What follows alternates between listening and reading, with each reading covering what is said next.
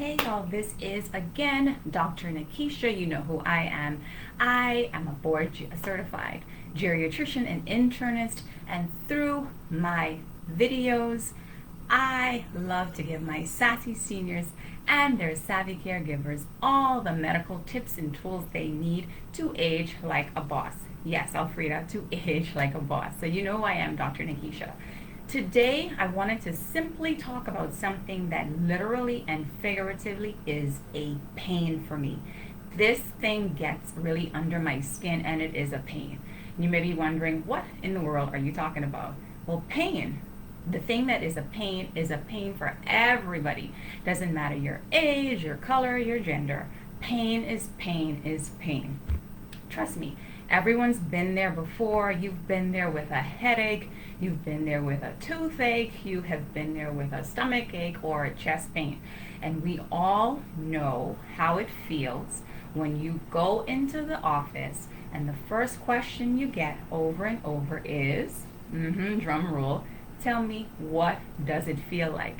And if you're like me, I start to rip out my hair because I'm saying, what do you mean? What does it feel like? It hurts. That is a common answer, and so today I want to give you some quick tips on when you go in, wherever you go, whether it be to the dentist, whether it be to your loving geriatrician, whether it be to your primary care doctor, wherever you go, when they ask you about your pain, what they're simply asking you is a couple of tips and clues for them. The first thing they're trying to ask you is one, and I will definitely recommend you get a journal, get a piece of loose leaf, get whatever you can write these things on so that when you go into that visit and you go into the office, your time is precious and valuable and you make the most of it. So when they ask you what does it feel like, what they're really trying to ask you is, first of all, one, where does it actually hurt? Now, I know I go through this even in my family. If I ask them, where is it hurting? They'll say all over.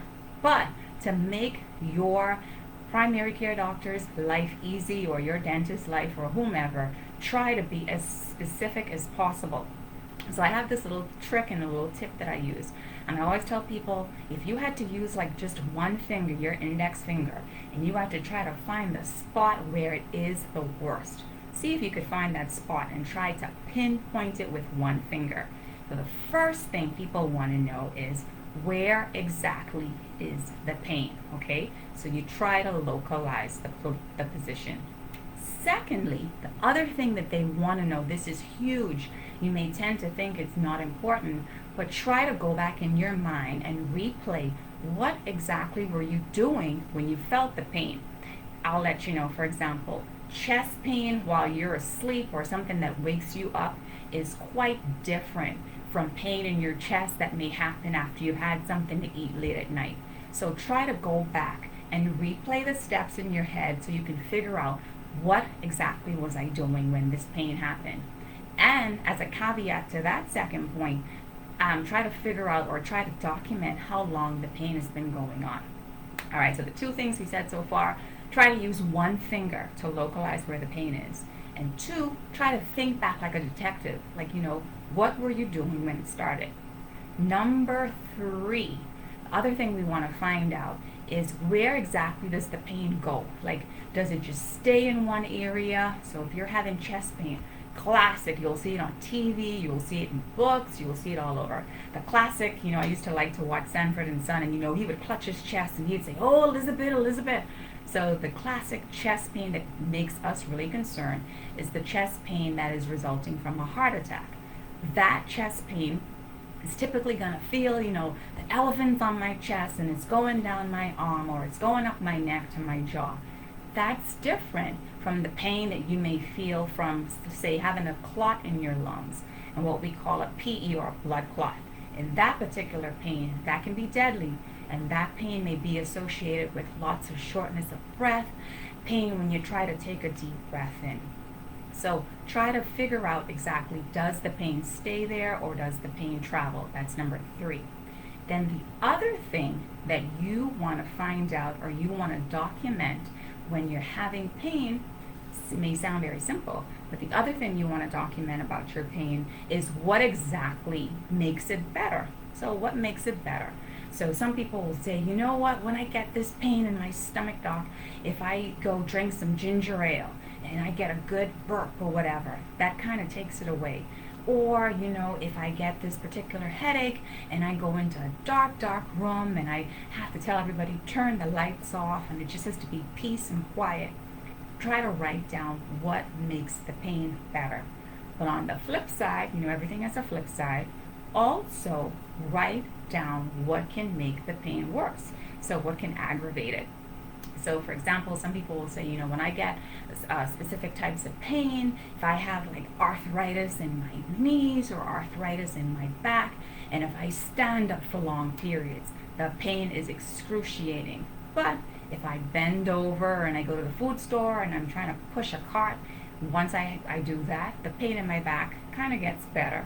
And so they'll notice that those type of changes in position may make their pain better. And along with that, we all know, we've all been there, where we've tried to self-medicate and try to find things to help us. So it is so important. Do not forget, my sassy seniors and whomever is able to use this, do not forget to remember what you have been using. Yeah, Dr. You, what you have been using to help you with your pain.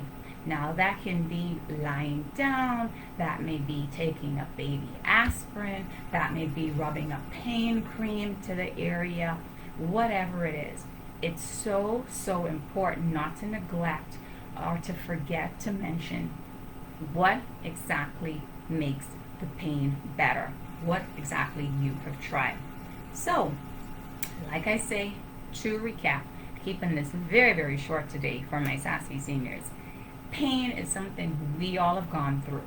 We all have experienced it, whether it be a headache, a toothache, a stomach ache, or something even more serious. Unfortunately, all of us have experienced pain at one time in our lives. And so we all hate when we get that question. You go in, you're tired, you're already in pain, you had to explain the symptoms to somebody over the phone to get the appointment, and then when you show up in person, you got to go through it again. It's like, I've already explained what's happening.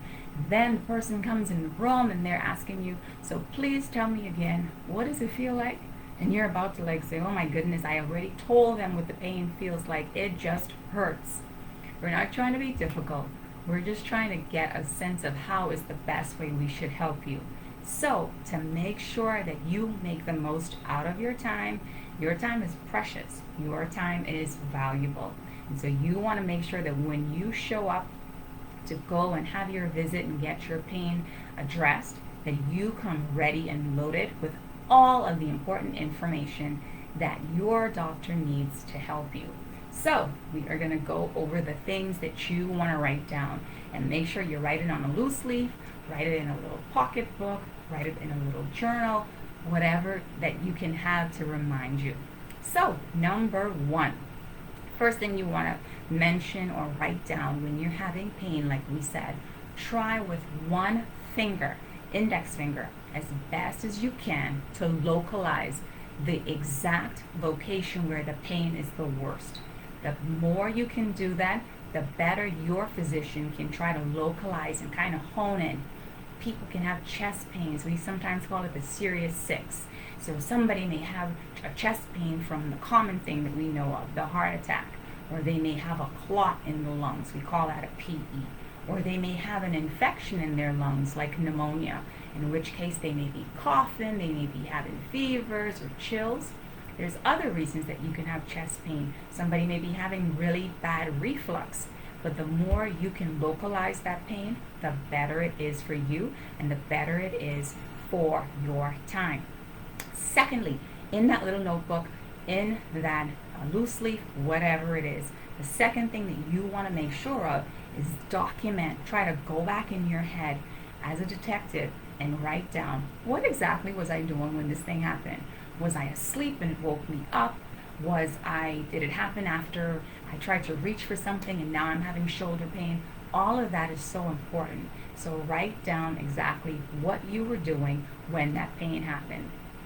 Then the third thing you want to write down is, does the pain go anywhere?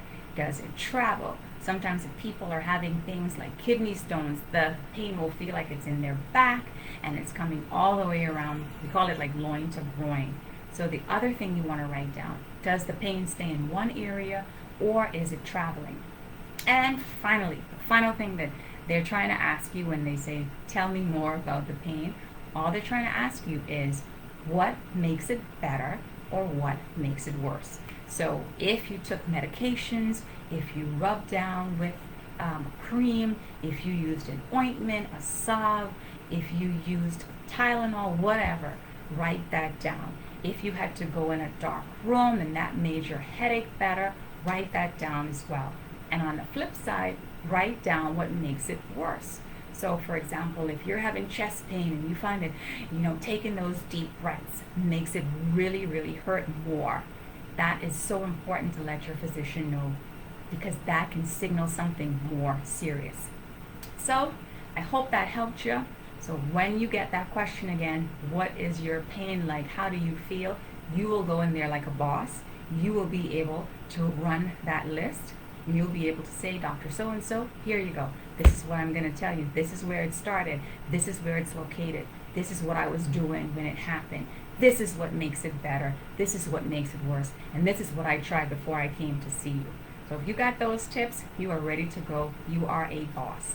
So you guys know who I am. I am Dr. Nikisha, your board certified internist and geriatrician. And through my videos, I want to help my sassy seniors and their savvy caregivers get all the medical tidbits and knowledge they need to age like a boss.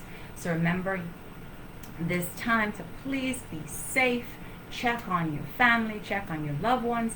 Make sure you guys are using your mask. I cannot emphasize that more. Please use a mask and be safe out there. And most importantly, if you want to connect with me, you can go to Dr. Nikisha MD on Facebook, Instagram, LinkedIn. I'd be happy to answer any questions about my sassy seniors and their savvy caregivers. So again, we love you. We're praying for you. We're doing our best. So you all be safe. Use those masks. Please use your mask. Remember to socially distance yourself. Remember to keep up with the hand washing. Be safe out there. Take care. And remember to age like a boss. Bye and enjoy your weekend.